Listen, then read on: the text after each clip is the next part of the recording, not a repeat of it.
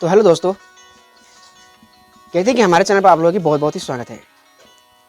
दोस्तों, शैलपुत्री माता को क्या क्या आप जानते हैं?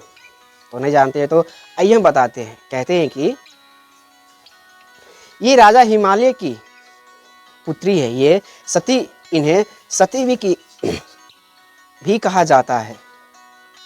तो दोस्तों, नवरात्र के 9 दिन भक्ति और साधना के लिए बहुत पवित्र माने गए ये है।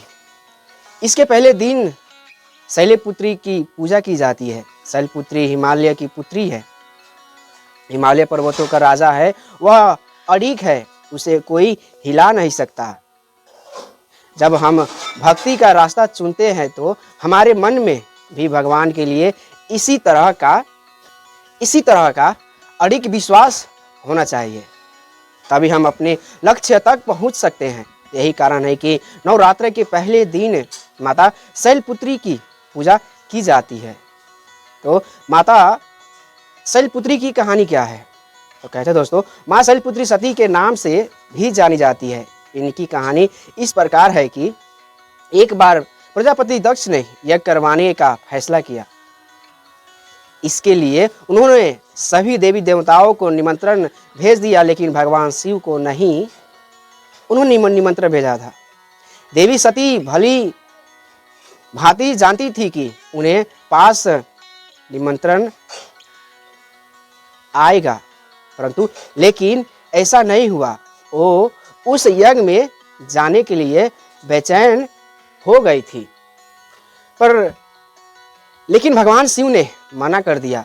उन्होंने कहा कि यज्ञ में जाने के लिए उनके पास कोई भी निमंत्रण नहीं आया है और इसलिए वहां जाना उचित नहीं है। तो सती नहीं मानी और बार बार यज्ञ में जाने का आग्रह करती रही। सती के नाम मानने की वजह से शिव को उनकी बात माननी पड़ी और अनुमति दे दिए। जब सती अपने पिता प्रजापति दक्ष के यहाँ पहुंची तो देखा कि कोई भी उनसे आदर और प्रेम के साथ बातचीत नहीं कर रहा था। सारे लोग मुंह फेरे हुए हैं और सिर्फ उनकी माता ने स्नेह से उन्हें गले लगाया। उनकी बाकी बहनें उनका उपवास उड़ा रही थी और सती के पति भगवान शिव को भी तिरस्कृत कर रही थी। स्वयं दक्ष ने भी अपमान करने का मौका ना छोड़ा। ऐसा व्यवहार देख सती दुखी हो गई। अपना और अपने पति का अपमान उनसे सहन न हुआ और फिर अगले ही पल उन्होंने वो कदम उठाया जिसकी कल्पना स्वयं दक्ष ने भी नहीं की होगी। तब सती ने उसी यज्ञ की अग्नि में खुद को स्वाहा कर अपने प्राण त्याग दिए। भगवान शिव को जैसे ही इसके बारे में पता चला तो वो दुखी हो गए और गुस्से की ज्वाला में जलते हुए शिव ने उस यज्ञ के तहस नहस कर दिए। इसी सती ने फिर हिमालय के यहाँ जन्म लिया और वहां जन्म लेने की वजह से इनका नाम शैलपुत्री पड़ा। दोस्तों, तो माँ शैलपुत्री का नाम पार्वती भी है। इनका विवाह भी भगवान शिव से ही हुआ है। तो माँ शैलपुत्री का वास काशी नगरी वाराणसी में माना जाता है। वहां शैलपुत्री का एक बेहद प्राचीन मंदिर है, जिसके बारे में मान्यता है कि यहाँ माँ शैलपुत्री के सिर्फ दर्शन करने से ही भक्त जनों की मुरादें पूरी हो जाती है।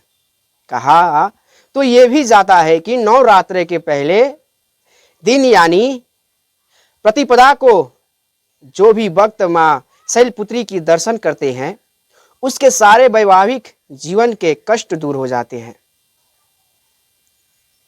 चूंकि माँ शैलपुत्री का वाहन वृषभ है, इसलिए इन्हें वृषारूढ़ा की भी कहा जाता है। इनके बाएं हाथ में कमल और दाएं हाथ में त्रिशूल रहता है। तो इतने ही में माँ शैलपुत्री की सब जानकारी इसी वीडियो में यहीं तक थी दोस्तों। तो जय माता दी।